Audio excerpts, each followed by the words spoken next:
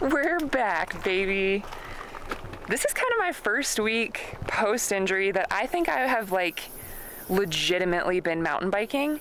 And the reason I say legitimately is because before this, I was doing some like really slow, gentle, like off-road riding on my mountain bike, but this weekend is actually the first time like I came out to Glorieta and actually like put an effort in to climb, get out of my saddle and descend in a relatively athletic way.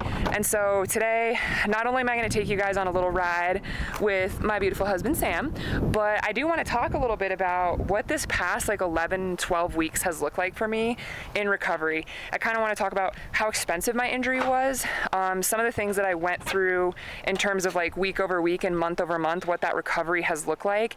And just to be clear, I'm far from out of the woods at this point. Yes, I'm riding my bike, but I'm really far from full strength. So I want to talk a little bit about what the next couple of months is also going to look like for me. So I'm out here today on my enduro bike. One of the things that I did realize as I started getting back on my bikes is I was like trying to ride my cross country bike to be like, oh, I'm going to ride lighter, so I'm going to ride on my cross country bike. But my reality is I just really, really like this bike. It's comfortable for me from a geometry perspective, and I know how it rides really well, and I'm really confident on it. So I'm just sticking to my enduro bike through training. I've been on my gravel bike a lot too, but this is like my go-to bike for most of the riding I want to do. So let's get our bike set up and go hit the trails, and we'll chat with you guys while we're out there. Okay, so I feel like the first thing I want to share with you guys is how expensive this injury was. And this is like very much so a moot point for my non-American viewers, but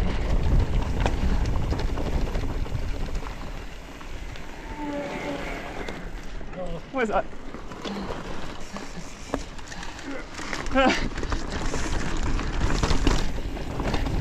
Whoa, you still got it.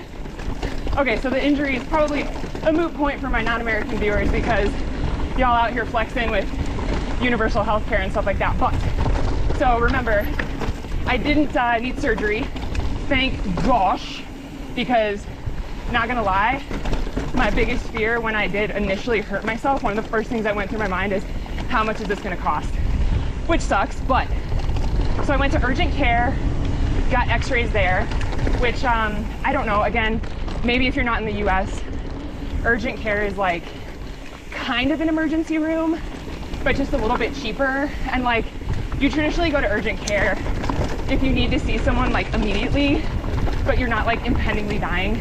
Like that's what an emergency room's for. So anyway, urgent care, got x-rays. That was about $370 after my insurance covered it. So I am insured. I do have health insurance. So after my insurance, I paid $370 out of pocket for x-rays. And then I went to an orthopedic facility. Orthopedic facilities like specialize in feet, ankles, and things like that.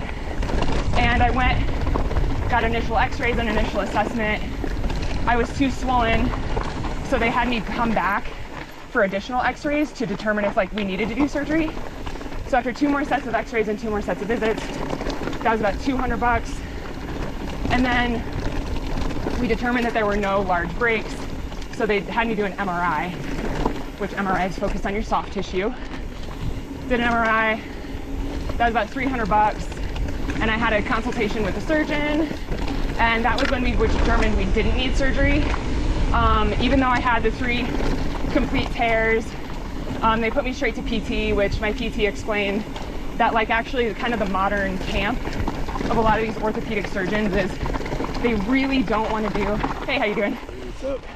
They really don't want to do surgery if you're like healthy and young, and like if it's not like totally catastrophic with like blown up stuff.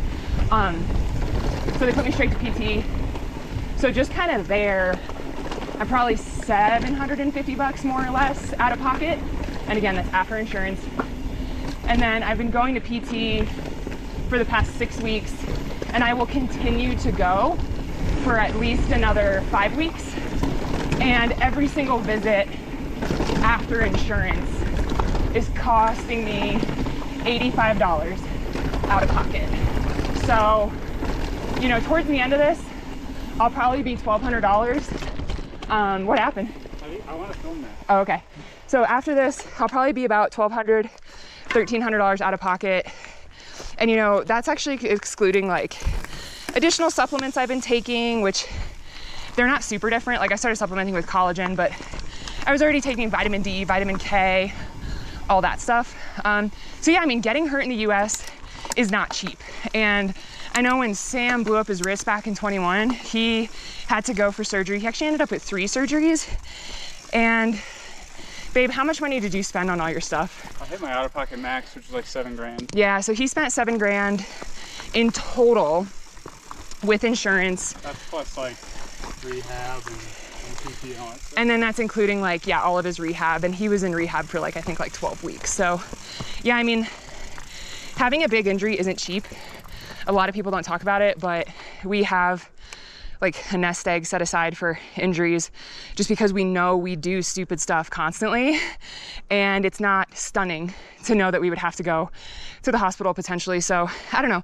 I just kind of wanted to share that because I feel like a lot of people don't talk about the fact that, oh, I hurt myself, but it's also like I went to the doctor a lot and I spent well over $1,000 without surgery.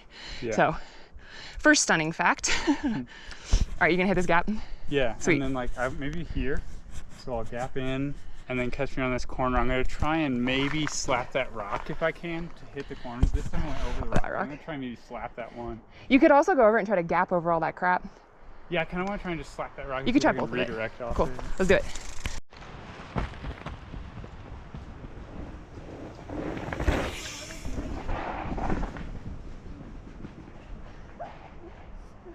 Dude, don't give me the visual. That was like, I felt like a scared deer in the middle of the trail. No. Okay, you gotta do it again. Because I wasn't ready.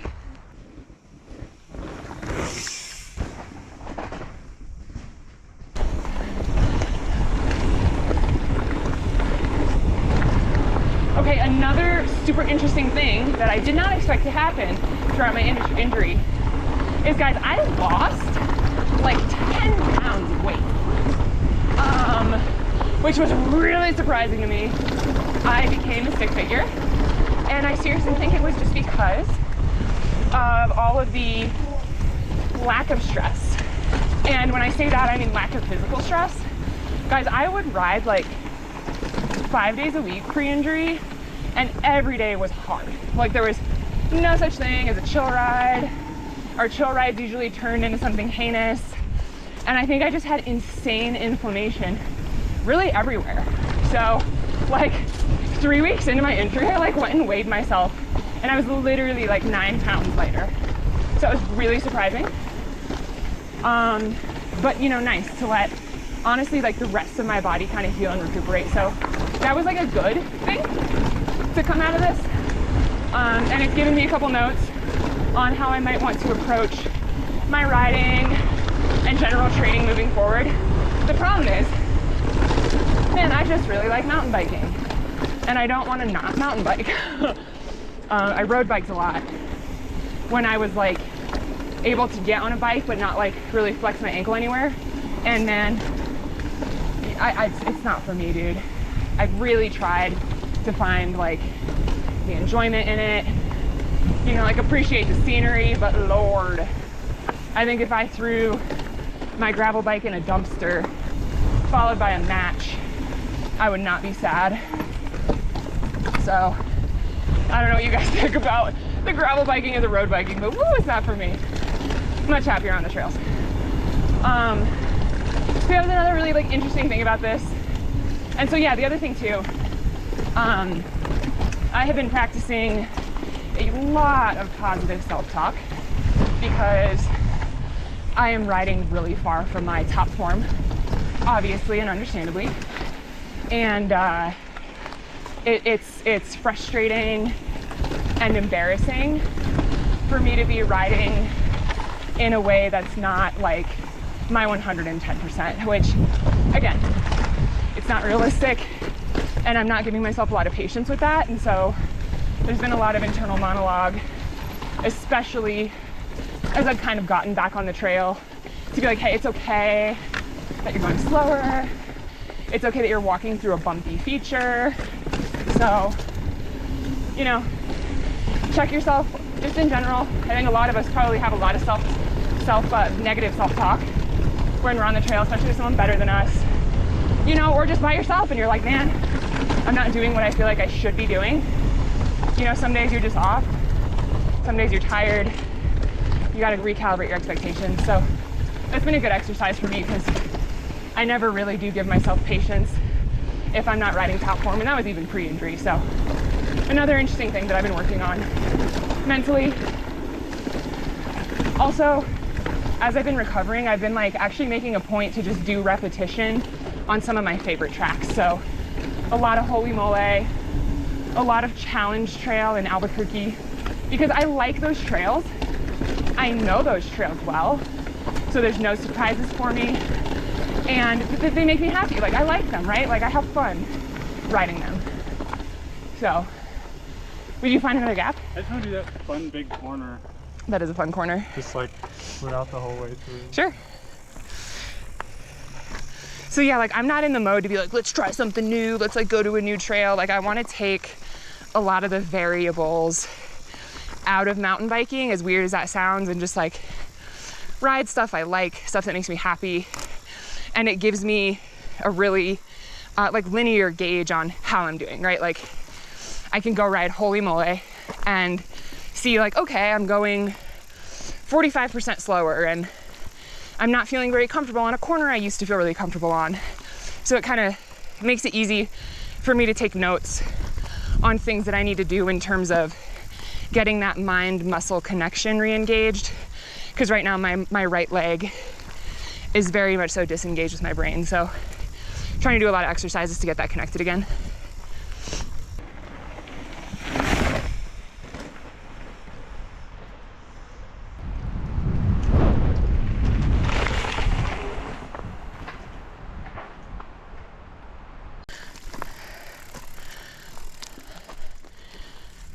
If you guys are finding this video interesting or not, and I don't want to like be too, you know, boo-hooey about my injury, because it happens. It happens to the best of us, but I think the harsh reality is I'm going to be moving a little slower than usual.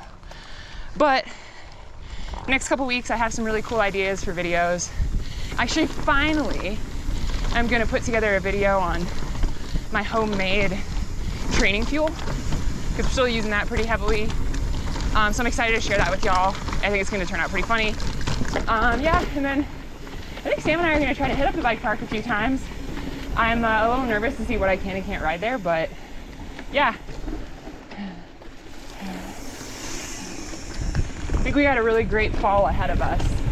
So I'm looking forward to sharing all the good trails, the changing colors, and all that stuff with you guys. Oh, I do have a little bit of a surprise trip coming up that I'm really excited to share. It's a place that I have never been. And so we're going with some friends who've been there quite a few times. So really excited to share that trip with you guys. So next few weeks are gonna be awesome. Super happy to be on the bike again.